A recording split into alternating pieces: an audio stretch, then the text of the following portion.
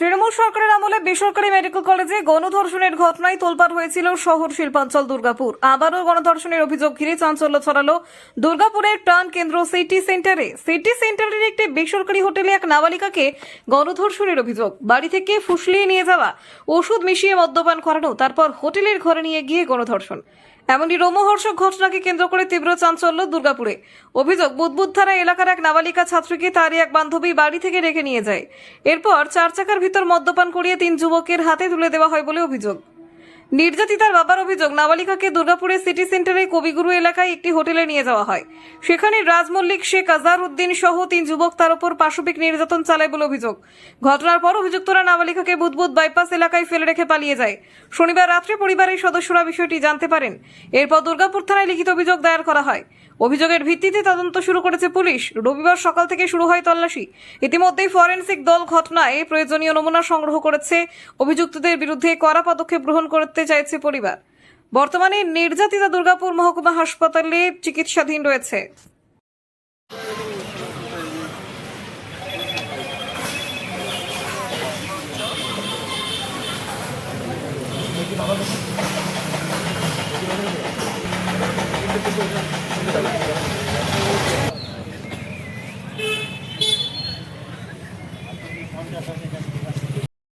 কাল দুপুর 2:30টার সময় আমার মেয়েকে এক মহিলা সিমরান তামান ফুসলিয়ে নিয়ে যায় মানে বাড়ি থেকে।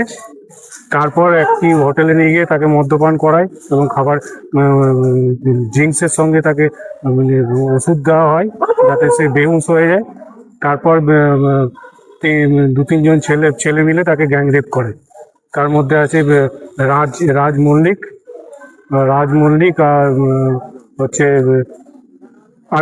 শেখ আজহারউদ্দিন এবং এস কে দাস, এরকম কিছু একটা নাম আছে, দাস কিছু টাইটেল। চিকু না, পুরসর বাসিন্দা আছে 2 জন এবং বুদবুদের সিমরান তামাং বুদবুদের বাসিন্দা। আমি যখন খবরটা পাই তখন রাত্রি 10:30। আমার মেয়েকে রাস্তার মধ্যে ফেলে দিয়ে গেছিল। আমার মেয়ের 14 বছর বয়স।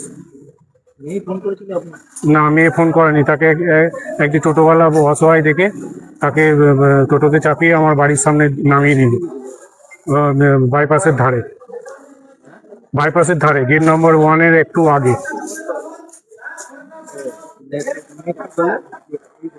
হ্যাঁ, এই ঘটনা ঘটেছে এবং সে তখন প্রচন্ড নেশাগ্রস্ত, মানে হয়তো ড্রিঙ্কসের সঙ্গে কিছু খাইছিল তাকে। না, আমাদের পরিচিত নয়, কিন্তু ওদের হয়তো দিন 10-15 ধরে পরিচিত এবং সে হয়তো টার্গেট করেছিল বলেই পরিচয়টা করেছিল এদের সঙ্গে। হ্যাঁ, মেয়ে পড়াশোনা করে, 8-এ পড়ে, 14 বছর বয়স। আপনারা জানতেন না যে? না না না না না, হ্যাঁ, কে নিয়ে যাচ্ছে জানতাম, কিন্তু সেভাবে করিনি। অনেক তো বন্ধু বান্ধব থাকে, তাদের বাড়ি যায়। এখন কি চাইছেন? আমি চাই যারা দোষী তাদের উপযুক্ত শাস্তি হোক। এখন আমার বিধাননগর হসপিটালে ভর্তি আছে মেয়ে। মুখ্যমন্ত্রীর কাছে গিয়ে কিছু আবেদন করবেন? হ্যাঁ, মুখ্যমন্ত্রীর কাছে আবেদন আছে আমার, যে আমার মেয়ের ওপর যে যারা এইভাবে অত্যাচার করেছে তাদের যেন উপযুক্ত সাজা হয় এবং তাদের মৃত্যুদণ্ড চাইছি আমি। আমার ওই, হ্যাঁ, পুলিশকে জানিয়েছি আমি অরবিন্দ থানায় করেছি, কেস করেছি, ডায়েরি করেছি। না, আমার মধ্যে সেরকম ভয় পাওয়ার আমার তো কিছু নেই। আমি তো কোনো অন্যায় করছি না এবং যারা দোষী তারা তো ভয় পাবে, আমি কেন ভয় পাবো? পিন্টুদা আর উত্তমদা, এখানকার আমাদের বিজেপির যারা নেতৃত্ব আছেন তারা আমাদেরকে ডেকেছেন। এখানে আমরা এসে দেখতে পাই একটি গলসির বাসিন্দা, একটি বুদবুদের বাসিন্দা একটি মেয়েকে, 14 বছরের মেয়েকে গণধর্ষণ করেছে। এবং গণধর্ষণ কারা করেছে? এস কে আজহারউদ্দিন, রাজ মল্লিক এবং 2 জনের নাম এখনও জানা যায়নি। তার মধ্যে একটি মাস্টার মাইন্ড, একটি মেয়েও আছে, তার নাম হচ্ছে সিমরান তামাং। আমরা তো বলেছিলাম যে কোনোভাবে গণধর্ষণ আমরা এটা মেনে নেব না।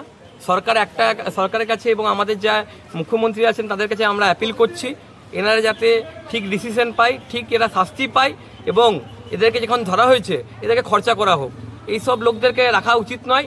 সকালে ধরে নিয়েছে পুলিশ, বিকালের মধ্যে যেন এদেরকে খরচা করে দেওয়া হয়। তাহলে প্রত্যেকটা পশ্চিমবঙ্গের মানুষ একটা বার্তা যাবে, যদি কোনো মেয়ের সঙ্গে অন্যায় হয় তাহলে কোনোভাবে তারা পার পাবে না, কোনো রেপিস্ট পার পাবে না। এই সরকার বসিয়ে বসিয়ে রেপিস্টদেরকে জেলে ভাত খাওয়াবে না, এদেরকে খরচা করে দেওয়া হোক, এটা আমাদের কাছে অ্যাপিল রয়েছে। পুলিশ এ বিষয়ে ধামাচাপা দেওয়ার চেষ্টা করছে সেটা। না, পুলিশ কোনো ধামাচাপা দেওয়ার চেষ্টা করেনি।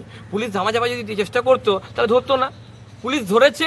আমরা চাই যে এদেরকে দৃষ্টান্ত একটাই উপায়, যে সকালে যখন ধরা দিয়েছে বিকালের মধ্যে একে খরচা করে দেওয়া হোক, যাতে যারা রেপিস্টরা বারবার এই 14 বছরের মেয়েকে তাকানোর আগেও যেন ভয় পায়, তাদের জীবনের যেন ভয় থাকে। যদি কোনোভাবে যদি আরেকবার কোনো যদি কন্ডিশন হয় তাহলে তাদের সঙ্গে এটাই হবে।